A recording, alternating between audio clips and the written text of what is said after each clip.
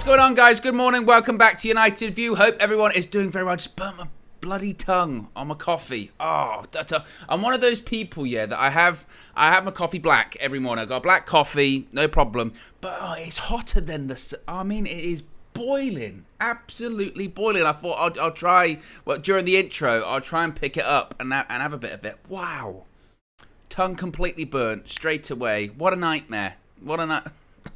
Wow. How is everybody doing? We all doing well. We're all doing good. That's why I'm late. People are saying 2 minutes late because I thought, well, I'll just get my coffee in a little bit, get a bit of pep in my step. You know, not Guardiola. Pep as in coffee pep in my step. And yeah, burn. Oh, it's going to be a long day, isn't it? How's everybody doing though? We all doing good. Be sure to smash a like on the like button. Be sure to subscribe bottom right. See? Can't talk. Be sure to subscribe bottom right hand corner. Manish says, never boil the water all the way, Owen. Easy drinking. You're absolutely right. Usually I'm like that because I'm one of those people that I don't like to have any hot beverage that I have. I like to have it quite sort of lukewarmish or just warm. I don't like to be cold, obviously, but there's a very fine line that I like with my hot beverages. I don't like them scalding hot at all. No, thank you. And whenever I go to like a Starbucks or a Costa, other places are available as well, obviously. I always like to.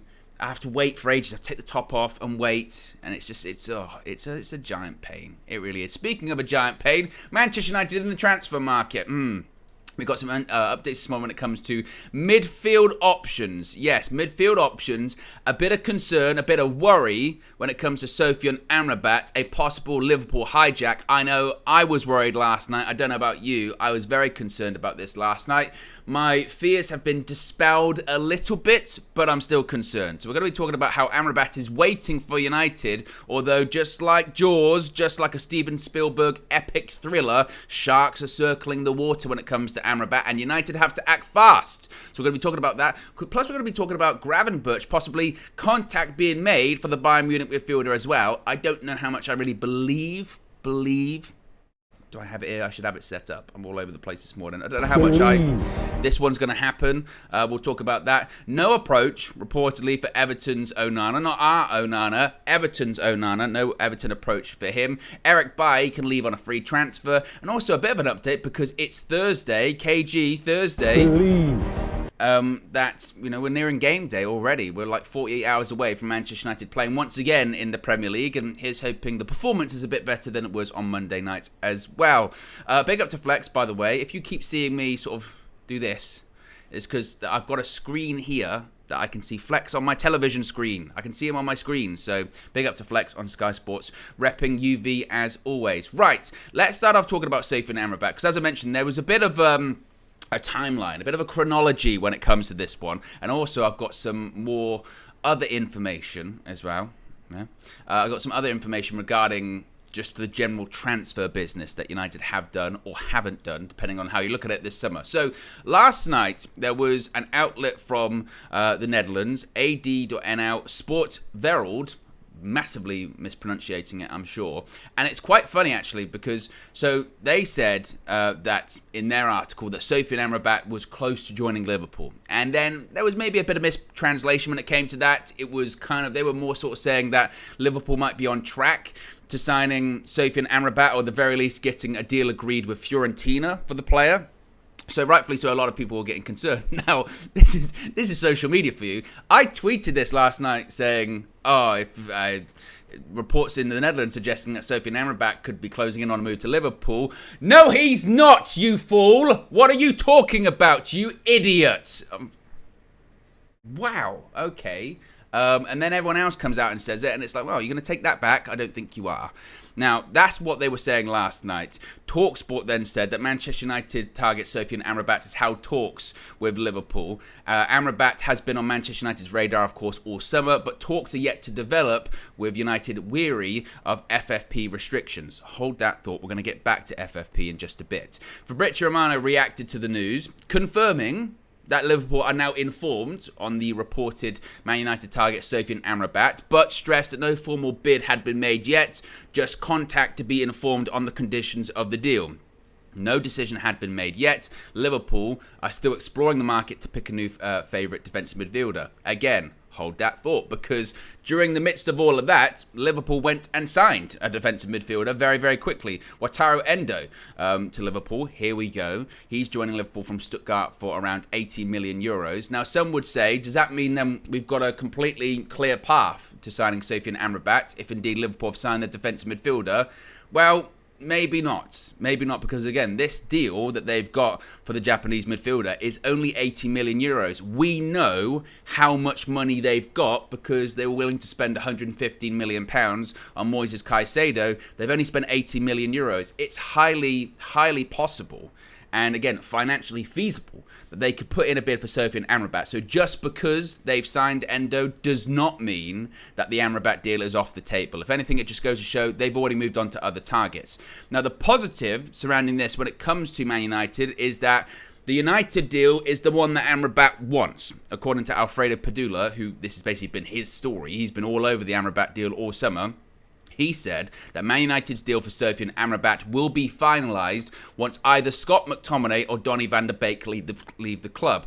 Now, I think at this stage, you can take out Scott McTominay leaving. It looked like the only place he would go was West Ham. West Ham, of course, could come back in for him. We know, I think Romano tweeted about it as it's been live in the last few minutes, that Lucas Paquetá, Man City still wants him, and we know that Man City, they most of the time, 90% of the time, they get their guy. So most likely they're going to get their guy, and West Ham are going to come into even more money than they've raised this summer. So they could come back in for Scott McTominay. The most likely person to leave, though, is Donny van der Beek. Once he leaves the club, that's when they're going to be going after Amrabat. They've always said, in fairness, the likes of Romano and others, that it's Fred leaving and then someone else, most likely Donny leaving, then they go after Amrabat. My concern with that is where is Donny going? Because it looked like he was going to Real Sociedad.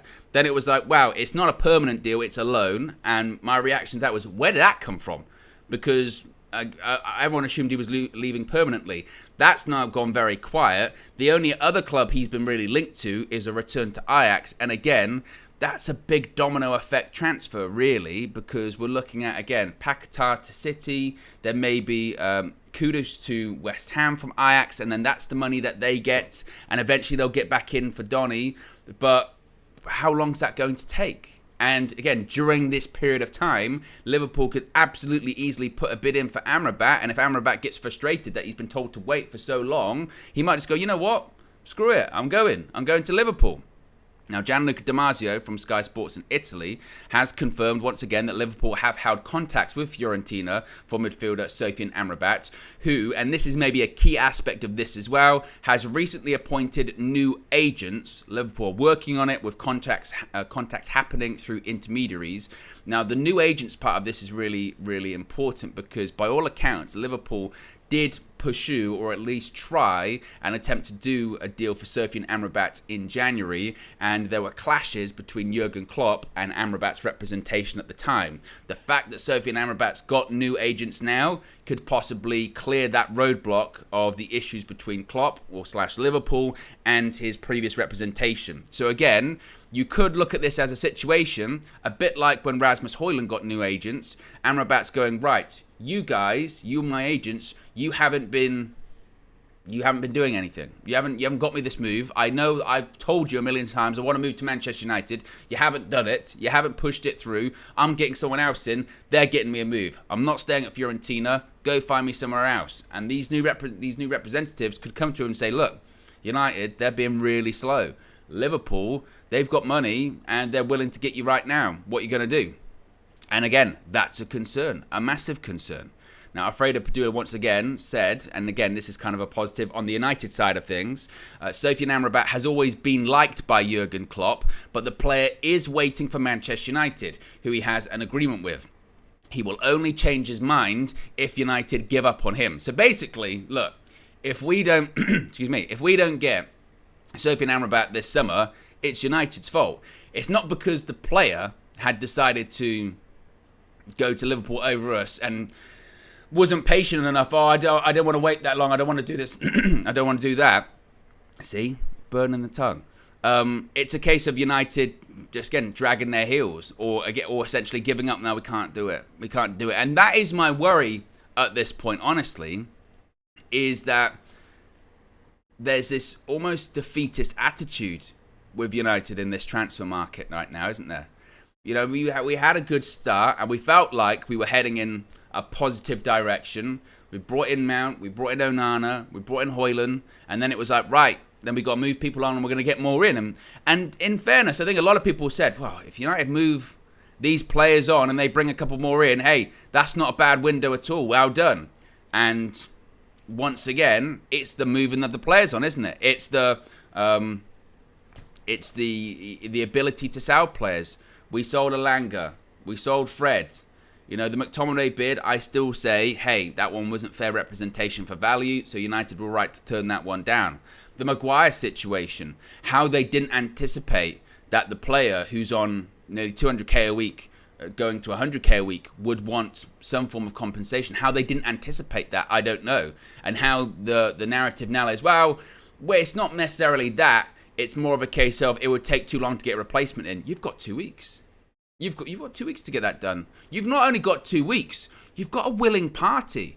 Benjamin Pavard has done everything he can to get a move to Manchester United. He's going on people's Instagram posts. He's so desperate to join. And you're saying, well, it's just going to take too long.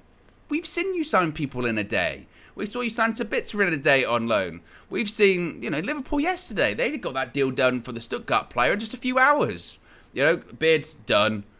That the excuse of it's just going to take too long to get any of that done. No, that's your own timeline. That's on you. Your own speed. That's on your willingness. How quickly you want to get these things done. And again, look at Donny. That was a slam dunk. Donny's going to leave. Is he? Because at the moment, no. I mean, at the moment, again, they're saying maybe Ajax. Eric Bailly, we're going to get to him a bit later on. That one, again, was a slam dunk. He's still there. And even if you look at like Fred's near enough to cover the Amrabat fee. Bring Amrabat in, then figure it out afterwards. We've already established FFP as a joke. And I know that United might look at it and say, wow, we were fined through FFP, historical FFP breaches earlier this summer. So it just goes to show, there's merit to this. There's weight to the FFP. Well, Chelsea are laughing at you then.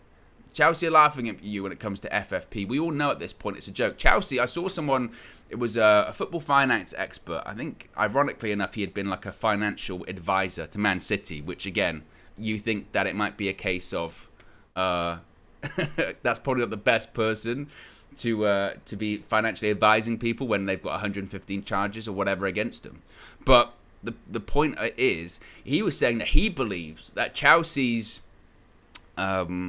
strategy when it comes to FFP and it comes to spending is we'll take the fine, basically. We'll keep spending, we'll push it. What are you going to do about it? You're going to fine us? Okay. You're going to ban us for a year? Well, we've already got, in terms of signing players, we've already got the players in. We'll take it. And if that is the methodology that they're using, if that is the direction that they're going in, whereby they're like, we'll take the fine, we'll take the transfer ban or what have you. Okay. Chelsea this season as well aren't in any European competition, so they're not really governed by UEFA financial fair play rules as well. And then you've got, I guess, United trying to be all holier than thou, going, well, we got FFP'd, it's serious. It's not serious. Everyone knows. Everyone knows it's not serious. And anytime anything's enforced from FFP, it's just slap on the wrist. That's about it. So again, if you're going, well, FFP just don't have the money to get that one Amrabat over the line. We've got the majority of it at Fred. Well, make it happen then. Make it happen. Or the Premier League need to actually make these FFP sanctions mean something, because they don't. Everyone knows that they don't. It's just it's ridiculous. And honestly, at this stage, and I don't mean to be negative this morning, sorry, but if Liverpool do sweep in and go for Amrabat, would any of us be surprised? Honestly, no, because we've seen it. We saw it in January with Cody Gakpo. I don't think we think enough about what happened in January with Cody Gakpo. I mean, I did how many shows? I must have done at least like 20 or 30 shows Cody Gakpo, he's coming. Ten Hag wants him. At the World Cup, Louis van Gaal left his phone in the toilet and it said Manchester United. They were calling him about Cody Gakpo. Yes, Cody Gakpo's coming. Cody Gakpo really wants the move. Cody Gakpo turned down. He was going to go to Leeds or something, wasn't he? Imagine that. Cody Gakpo, he turned down Leeds, so he wants to go to United. Liverpool. And then the narrative that came out afterwards, well, we were never really in for him. We were never really in for him. Bullshit. Everyone knows we're in for Cody Gakpo, and if the same thing happens this time around, we were never really in for Sofyan Amrabat. Bullshit. Everyone knows we've had personal terms agreed with him since like May, and he's been told essentially, sit there, wait. It's going to be coming around. It's going to be coming around. Don't worry, we're going to get it done. We're going to get it done. And I think a couple of weeks ago, there was positivity that we'd get it done because it did look like we were moving players on. Looked like we were moving on, as I mentioned, Alanga, Fred. I mean, even if you're going to look at Fred, how much did he go for in the end? Was it like 10, 50 million, something like that? Kovar, we've just sold him. Again, isn't that enough? Isn't that enough?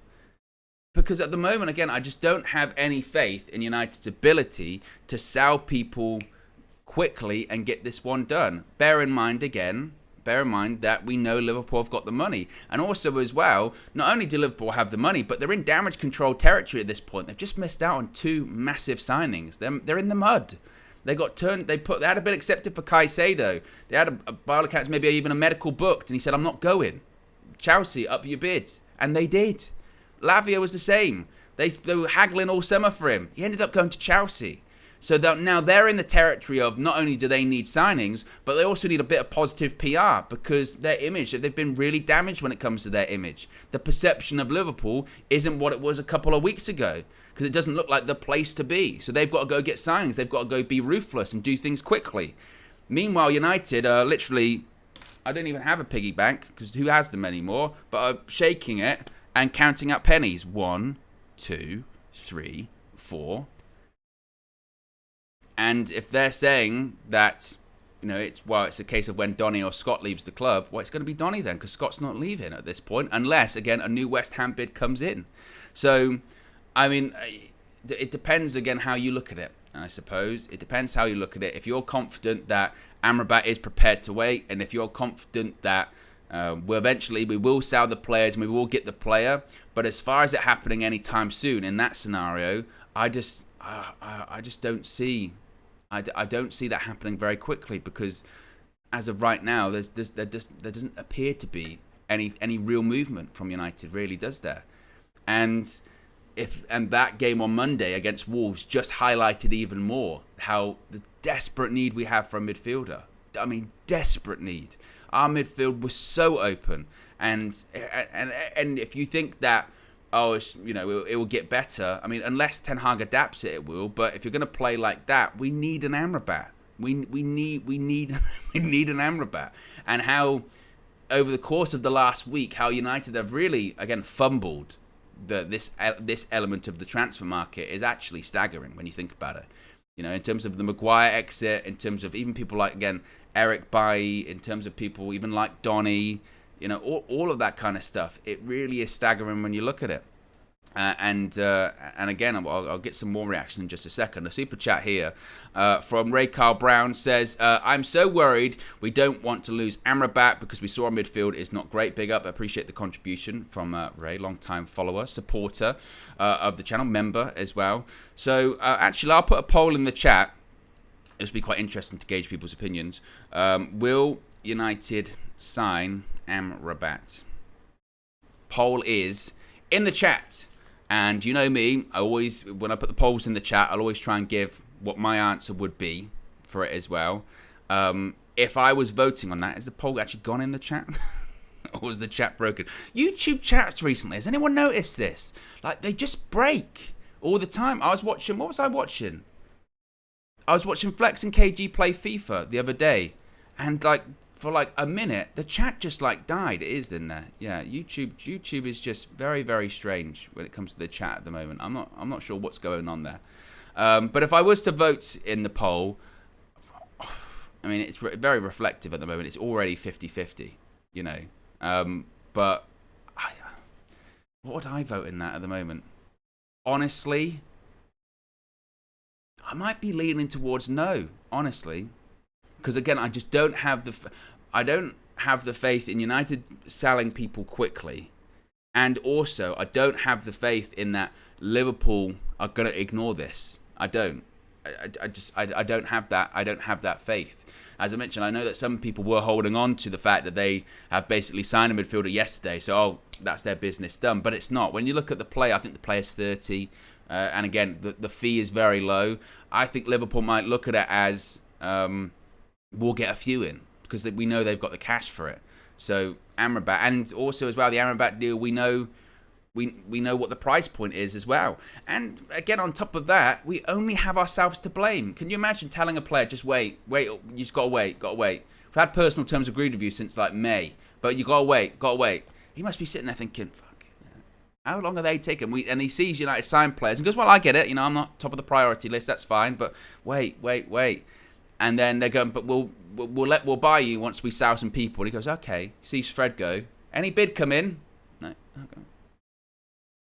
Another one, Kovar's gone. Is a bid coming in today? No. Who am I waiting for? McTominay and Donny. Right. What happened with the McTominay one? Didn't happen. Donny's going though, isn't he? He's going to Sociedad. Yeah. Wow, it's going to be a loan. Is that going to be enough? Wow, it's not going to happen. Sorry? What? What? And again, that's a massive worry. In terms of the poll, as I mentioned, it's only been in there a few minutes, and we'll let it continue to play out. Alanga's true, Imran. Yeah, he's gone as well. The poll's only been there a few minutes, already over 300 votes. And the question was, will United sign Amrabat? 56% of you say yes, 44 say no. But it is pretty close, and I'm sure that this will go back and forth as well. Actually, let me get to the super chats before I move on. Otherwise, I'll get distracted. Carol J says we need a GoFundMe page. Glazonomics. And Red since 1975 says, has anyone thought that the clubs are not buying our players because they don't think they are good enough? Part of the problem for certain players, as I mentioned, like in the Harry Maguire situation, is wages. No doubt about it. That's part of it. I think there's an argument to be made that United really haven't exploited the Saudi market in the same way that other clubs have.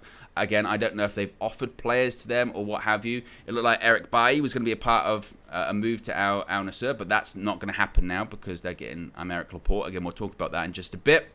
But it just goes to show once again we're not good at selling players. And in a year, because it's the perfect storm really when you think about it. United, historically, not good at selling players. We know we're not good at selling players. And this year of all years, because of the FFP restrictions that we have and because of the takeover madness that's going on, we need to be agile. We need to be agile and we need to be clever in terms of moving players on, raising funds and buying players. But the problem that comes to that is we're not very good at selling players, so we can't raise those funds. That's the problem. And that's the issue that United have. Speaking of these midfield targets, though, and this is when it gets into stuff that I just didn't really put too much stock in, but there you go. Alfredo Padula has said that Manchester United have made contact with Bayern Munich for Ryan Gravenberch in the last few hours. The player wants to leave and has 2 offers from the Premier League, including one from Liverpool. However, he wants to work for Ten Hag. Now, my only problem I have when I see these kind of stories, and don't get me wrong, obviously, it would make a lot of sense, wouldn't it? Again, this is a player that Erik ten Hag has had at Ajax. Even last year, he was linked with a move to Manchester United, and it was a case of, no, he's only been, at Bayern for, was it like a year, I think, at that point? Or did he move to Bayern that summer? I forget. But the point being is that, it was too soon, and it wasn't going to happen, and all that kind of stuff. And now, when I see these kind of reports, I do say to myself, well, then where is the money coming from? If we're saying that we can't buy Amrabat at the moment because of FFP restrictions, and we know that Amrabat, we can get the player profile up on the screen right now, and we're saying that Amrabat is going to cost around sort of 25 to 30 million pounds. The fee there is 30. It could be even less than that. Someone said it's 25 million euros, so it could be even less. It's not an expensive player in comparison to all of the midfield signings and all that kind of stuff. It's a snip. We all know it's a snip. But if United are really holding out when it comes to all that, then did it say age 34? Let's play that again. Let's have a look, because if so, Josh is a disgrace and a cheat. Age 34. No. Just Josh Media. Disgrace and a cheat. Disgrace and a cheat. Wow. I hope you're watching, Josh. I hope you're watching. Disgrace and a cheat. I got a message very early. in the morning going, Amrabat thing ready. Wow. Ooh.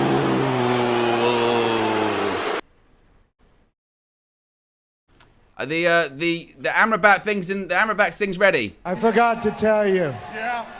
Alive! Disgrace. Absolute disgrace. Wow. You can do it! You can't do it. It's wrong. I've lost my train of thought now. Let me see if my coffee's cooled down. Not enough.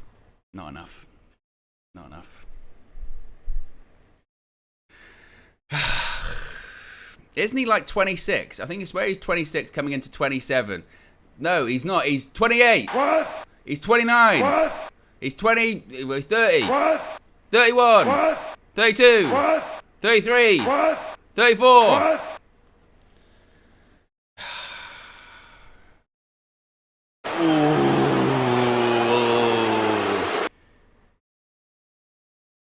I can't believe it.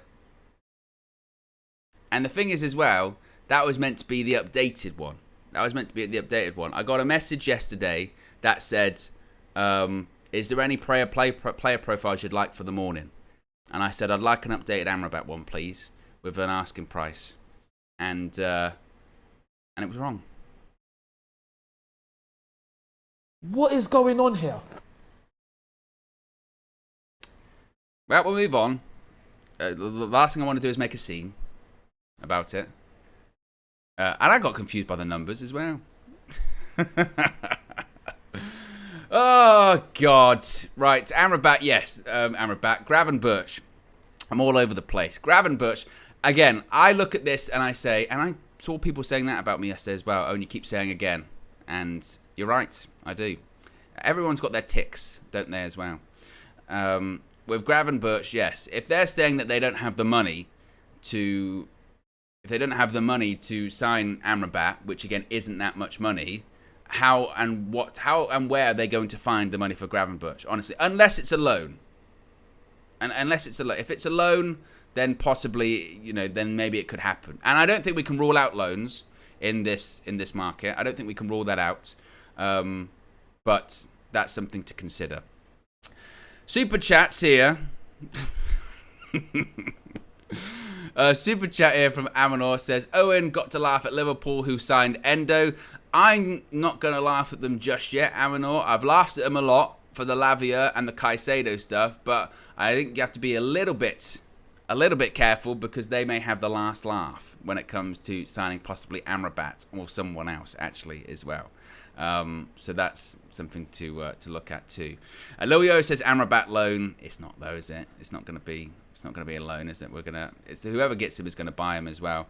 And as Toby says, smash a like on the like button, guys. Subscribe, join the UV family, and remember to leave your comments and / opinions. Indeed, be sure to do that too. How many people have we got watching at the moment? We've got over 1,600 people watching, and we've got 225 likes. If you haven't already, for the madness that has been this show this morning, yeah, click the like button. I tell you what, as well, you can see me do this live. I'm going to send Josh a message now. I'll send him a message. I'll say,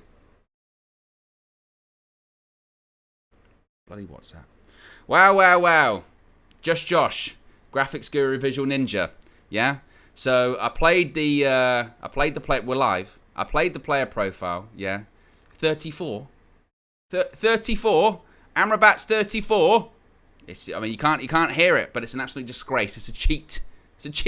34. You've aged him. It makes him cheaper, in fairness. But disgrace a cheat. He will hear that. Disgrace cheat. Wow. Let's move on and talk about no approach for Onana. And again, we're getting mistaken identity this morning. Everton's Onana, not our Onana. Because it's being reported by the Liverpool Echo that United would need to, quote, break the bank to sign Amadou Onana. The article claims that contrary to some reports elsewhere, Everton have not had an inquiry over the past few days from United about the defensive midfielder. It said Everton are under no pressure to sell players, and Goodison Park Chiefs value Onana higher than compatriot Romeo Lavia, who is set to move from Southampton to Chelsea for 60 million. Again, when it comes to this thing with Onana too, it kind of goes back to the reports about Gravenberch as well. That where would the money come from? I mean, we've always said that if you're going to bid for a Premier League player, it's going to be considerably higher than if you're buying a player from around Europe. Of course it is.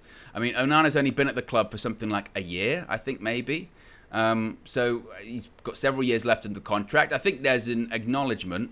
I can't even be bothered to press the button. An acknowledgement that he's going to probably leave Everton and go to a big club. He's a half decent player, but it's not. These are the bits that to me don't make sense when these reports come out. Why would we pivot from Amrabat, who is around again 20, 25, 30 million, to possibly Onana, who's double that? And the reason we're not going in for Amrabat is we don't have the money at the moment. We're going to have to sell players to raise that money. Unless we think that we're going to sell a player, we are going to sell Maguire or we are going to sell McTominay and we are going to raise those funds that we can get Onana. But even in that instance, I would say, well, instead of that, raise that big amount of money you think you're going to get Amrabat, get someone else.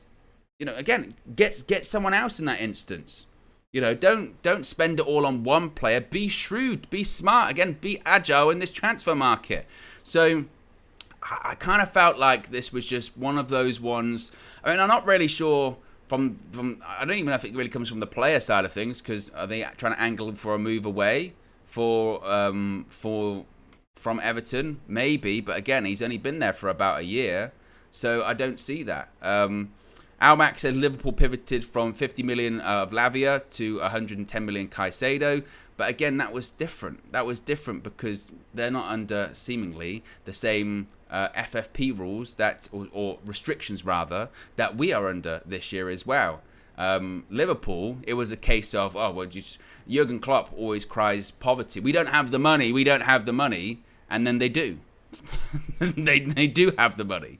With United, it's not a case of not having the money. That's the important thing too. United do have the money to do it, but from their point of view, FFP, we can't do it. And as I mentioned, at this point, it does feel like for me that FFP is becoming a convenient excuse when you've got other clubs in the Premier League that clearly don't care about FFP, or at the very least are just showing it for the facade that it is. A joke that it is. And again, the mentality of we'll take a fine if in the future, who cares? And from United's point of view, they seem scared that they got fined earlier on this year as well. Again, it's very frustrating. So when it comes to this one, I mean, like I said, it's been a story that's been out there for the last few days. I don't really see that much in it, honestly. I don't suspect that we'll sign Onana. And look, I'm happy to be wrong. On quite a few shows I've said recently, the opposites happened. The opposites happened of all this kind of stuff. I said, no, I think Maguire's going to go. Doesn't go. So you never know. Maybe this time tomorrow, later on today, or maybe in like an hour's time, I'll be back and I'll be like, Manchester United, here we go for Onana from Everton. Hey, but again, for me at this point, the FFP stuff, I think, is being used as, like I said, a bit of an excuse for not pursuing things, not pushing things, and not trying to do things in a speedy manner. I think the biggest evidence of that, as I said, is with Maguire's situation, of the rationale being given of where Maguire's not going because we don't think we can get a replacement in quick enough. That's just not true. We've seen how quickly transfers can be done if everyone's willing to do them quickly. If everyone's willing to do things, everyone's willing to, get the deals done. They can be done fast. And it's not as if we're deadline day now. We got 2 weeks to go, maybe even longer than that. to the end of the window and we can't get a defender in 2 weeks. You kidding me? Everyone knows that's not true. And maybe if we can get these players moved on, maybe that will change things. And maybe United will suddenly start to say that they're, start to try and pursue other players. I know that the general line is from the club is that they're happy with the business that they've done because they've, from their point of view, sorted priority positions, i.e. goalkeeper, striker, midfielder. But I think it's very apparent that, and it's not just after the Wolves game, but obviously that highlighted it as well. It's very apparent that we're short. We are still short, specifically as well when you look at other clubs in comparison and you see the business that other clubs are doing. You can see that we're gonna get. It feels like we're gonna get lost behind, or we're gonna get lost in that shuffle. That's what it feels like. Let's check the poll, actually, because the poll's going to now have been going on for about 15 minutes or so, 16 minutes, nearly 800 votes. The question was, will United sign Amrabat? And 60% of you say yes, 40% say no. So the majority, it's not a big majority, but certainly the majority, is getting bigger, are still confident we will get Amrabat. Again, I'm still very 50-50 on it. I might be leaning towards no, just because my concern is that Liverpool are not done when it comes to their midfield signings at this point at all. They're definitely not done. Just because they signed the player yesterday does not mean that they're going to be finished in the market at all. We've got over 1,600 people watching, so if you haven't already, click the like button. We're at 286 likes, so let's see if we can get to 500. You know what it's like when it comes to these solo streams. I think I'm caught up when it comes to the super chats. Indeed, I am. Let's talk about Eric Bailly. Yes, Eric Bailly can leave for free. Again, this is just another example of a player that we thought was going to be easy to move on, and so far, not so much. Now, according to Fabrice Hawkins, who is a journalist for RMC Sport in France, Eric Bailly has an agreement with Manchester United to leave for free this summer. He was possibly going to be going to Besiktas, I believe it was, in Turkey. That's not happening. Reports from Turkey suggest that talks between Manchester United and Eric Bailly to terminate his contract have fallen through. Bailly requested €700,000 as a loyalty bonus, which United were not willing to give. So we've now got a situation whereby the talks to terminate his contract have fallen through. He was set, seemingly, for a move to Al Nassr, and he was set for a move to Al Nassr. That's not going to happen now because it looks like Al Nassr is going to sign Aymeric Laporte, which, let's be honest, is an upgrade, a massive upgrade on Eric Bailly, huge upgrade. So for now, we're stuck. we're stuck with him again. Reportedly, Fulham might be interested. So if Fulham are interested, then again, maybe we can get him off the books. But once again, it just goes back to sort of showing that, we're just not good. We're just not good at moving these players on. And we've still got... I don't think anyone thought that come 17th of August, 2023, we would still have Eric Bailly under contract. I think the assumption was that he'd be gone fairly quickly. And the fact that he is still... under contract is kind of nuts. And look, again, he's going to go for a free. I mean, previously, I remember earlier on in the summer, the reports were Eric Bailly is going to go for, I think it was the United's asking price was 2 or 3 million or something like that. And now it's a case of free transfer. Someone take him, and we don't want to pay out his contract as well. And it'll be interesting to see what that looks like too, in terms of. If he, let's say he goes to Fulham, Fulham, and they say, okay, here's your contract, Eric Bailly. This is what we're willing to offer you. Is he still going to be a bit like the Harry Maguire situation? Is he going to say, I still want my €700,000 as my loyalty bonus? Are United still going to be unwilling to give that to him? What's going to happen with that? So again, even that's going to be potentially a problem. And I know this is quite a lot of doom and gloom this morning, and I apologise for that. But it's more evidence of how, like I said, slow and just again incompetent Man United are in the market.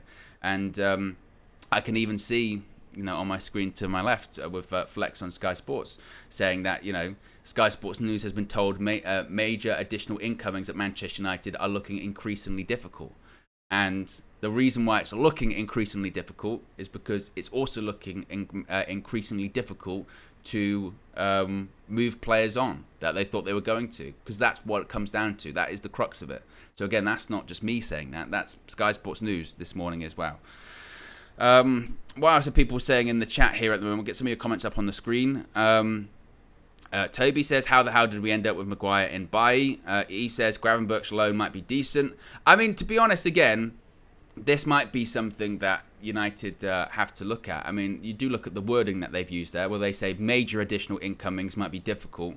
It sounds like they're almost trying to sort of prime us for not expecting more big spending moves. It doesn't mean that loans won't happen, and I think United would be wise to try and explore the loan market. I mean, for instance, look at Arsenal. I think Arsenal's a good example of this. They are aware that they've got some FFP restrictions. They still managed to sign David Raya. And the way they went around it is they just went, okay, we'll sign him on a loan, obligation to buy him next year. That was it. You know? Why can't United do that too?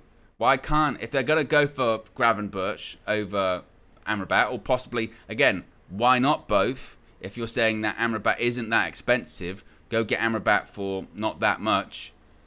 You know, sell Fred, maybe sell Donny, get Amrabat in. Why can't you go for Gravenberch and say, oh, can we get a loan with an obligation to buy afterwards? That would solve our midfield problems. You know, it would. Suddenly, we've got way more options in midfield at that point. You know, but I don't have faith. I don't have faith in United having the capability, or like I said, the agility to do that kind of deal. Arsenal did it no problem with David Raya. We want to get David Raya. Oh, it's a bit tight money-wise. Let's just do a loan. Let's do a loan obligation to buy. And they knew by that point, Brentford had already got a replacement goalkeeper. They were desperate to sell. He had a year left in his contract. They worked out with Brentford, where he extended a year as well. So if something doesn't happen, it does fall through. They've got protection. They got the deal done. And let's be honest, if United managed to pull off a deal like that, if it came out in like a week's time, we've signed Gravenberch on a loan with an obligation to buy, I think most people would be like, oh, wow, that's pretty good. Didn't see that one coming. But again, my faith is not there, unfortunately. Joe Blackman says, people, if you're still watching, you must be enjoying, so don't forget to like. Indeed, we're about 175 likes away from 500. So if you haven't already, be sure to click the like button. Also, as well, appreciate everyone that has subscribed. Of course, as you can see, top right-hand corner, we are over 150,000. I know we had a bit of a moment yesterday, flexing myself during the transfer view yesterday. But just now it's a bit more intimate. It's one-on-one, you and I. Thank you so much to everyone that has subscribed, even if you subscribed all the way from the start, or if you subscribed just yesterday for the first time. 150,000 is an incredible achievement for everyone, for all of us, and I do mean that. I don't mean it facetiously, really, for all of us. The entire UV community, the support is unbelievable. It's incredible.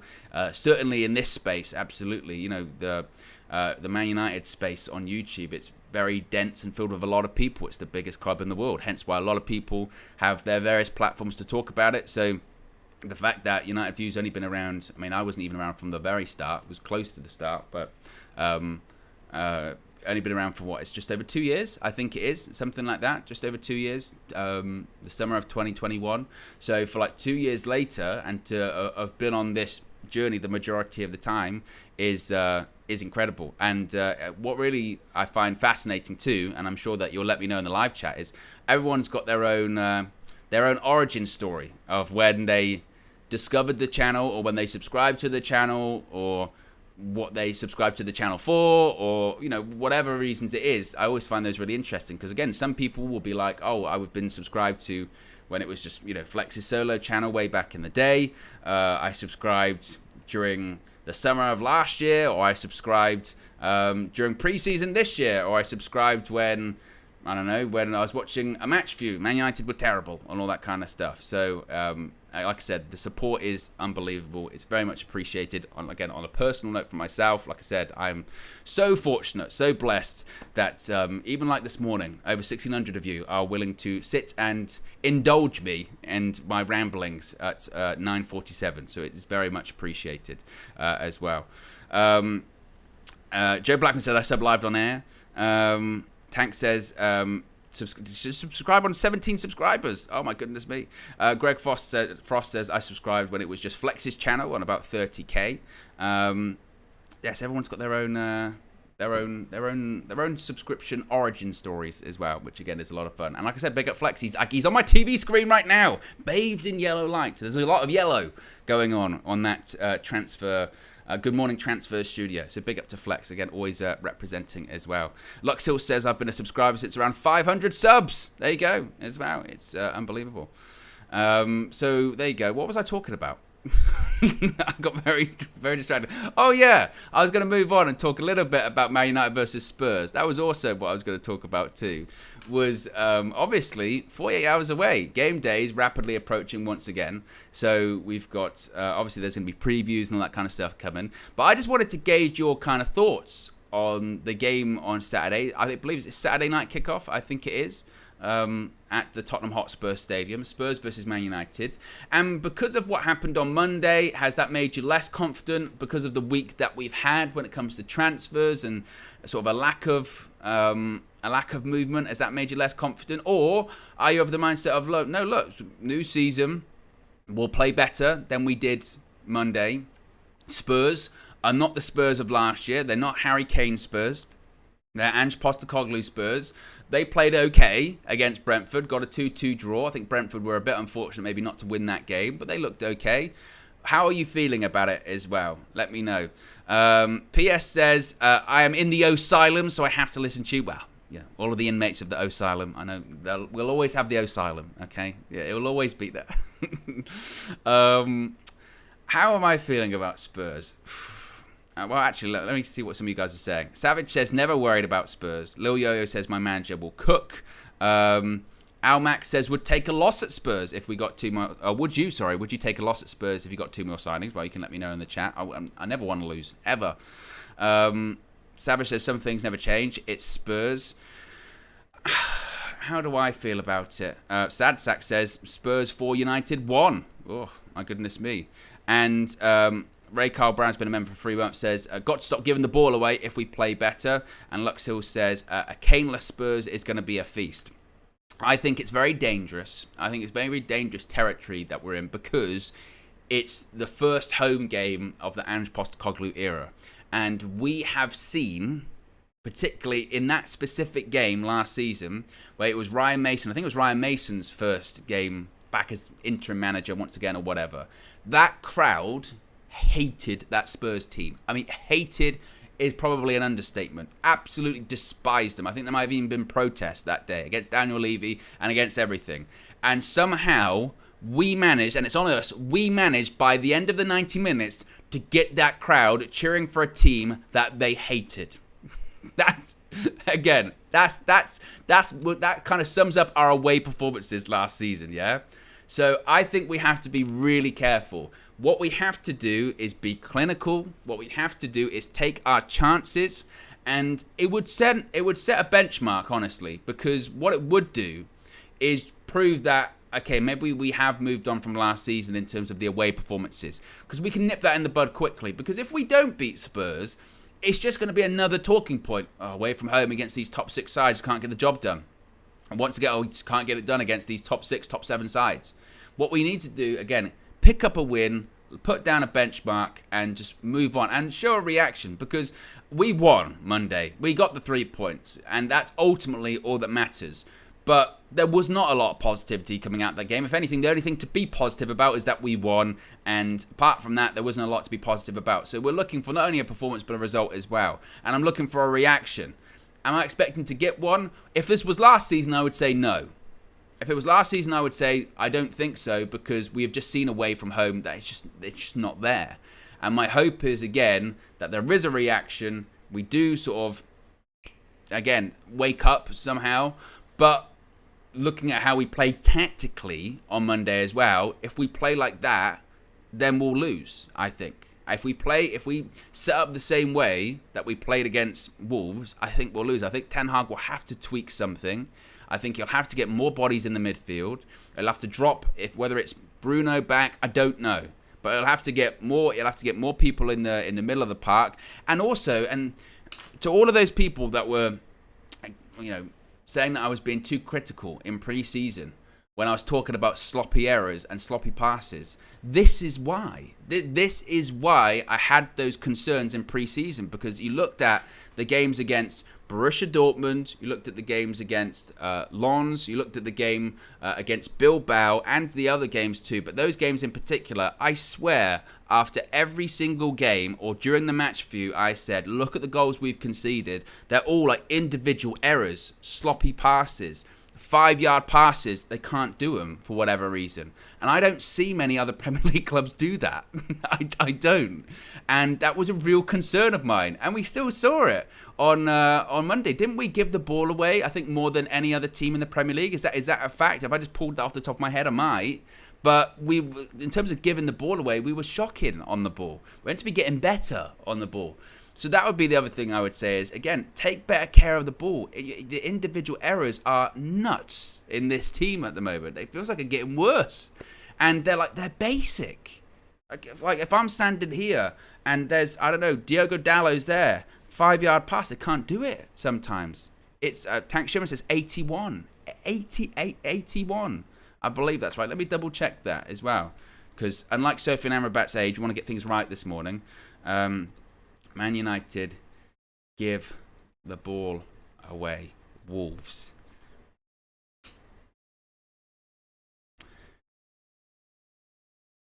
Well, I can't really see.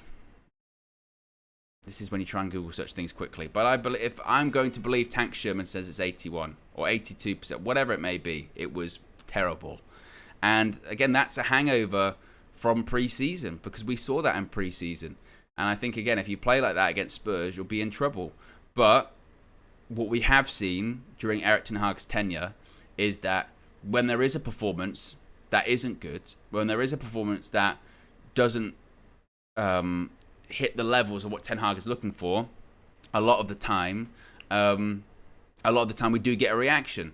I would hope that Rashford is not playing through the middle against Spurs, because I just don't think he should. I think the evidence has been there in a lot of games, but the evidence was really there on Monday. Rashford, for me, has to be on the left.